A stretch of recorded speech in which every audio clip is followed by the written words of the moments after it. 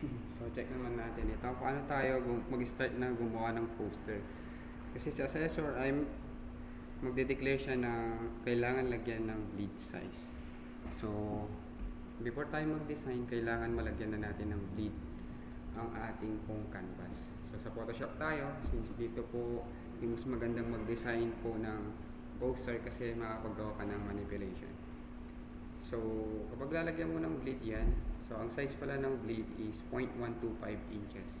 Labas mo yung ruler guide, Control R, right click mo, and then naka-inches tayo.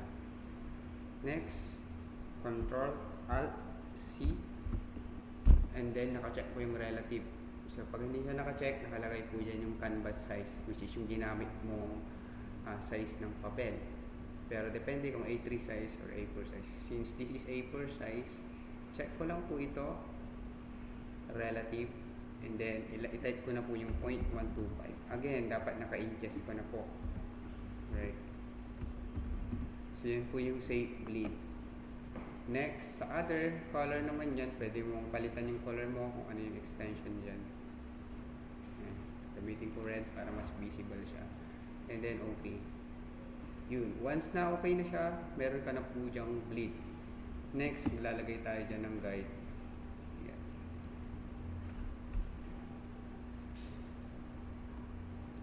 Yan, i-unlock natin yung guide. Click guide, view, unlock guides, right.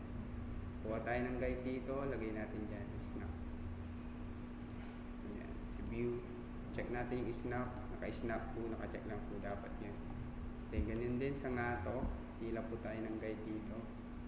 Ayan, ito timing natin. So, anong ibig sabihin yan? Yung graphics natin, ilalampas natin yung gagawin natin na poster, yung background. Itong part na to ng red, ito na po yung makakat. So, lalagyan po natin yung guide dyan. Kasi requirement po yan during our assessment. Yan. So, once na meron na yan, para hindi gumagalaw yung guide natin, punta tayo ng view, and then lock guides.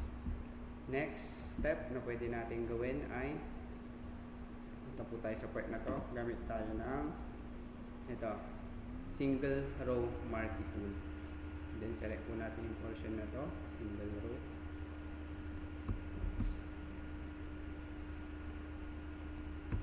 Pwede rin tayong gumamit na lang ng brush.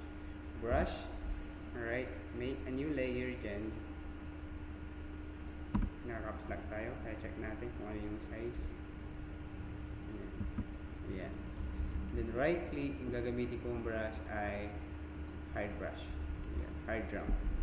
Okay na to, mga 1 pixel. Click mo dito, kulay ko is black. Ayan. Kung shift, click. Ayan. Check ko ulit. The opacity must be 100%.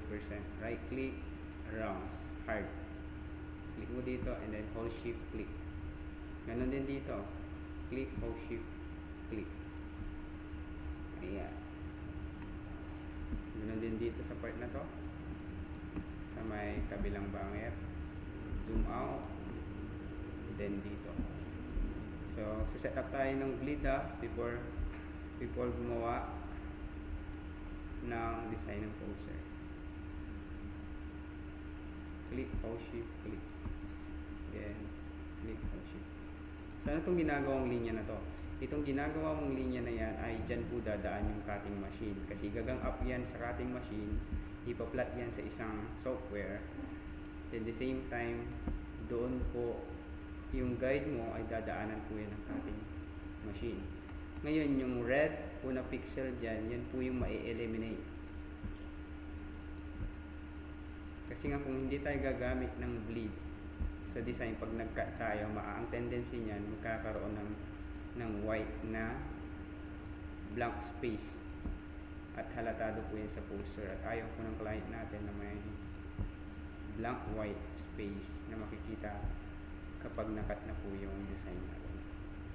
Ayan. So, ganyan po yung setup ng bleed ng 0.125 inches. Ayan. And then, ito po, pangalanan nyo po yan na guide. And then, ilalak na po yan. Control H, pwede mo na i-hide dyan. Pwede mo i-reveal ulit, Control H. Then you will start designing your poster.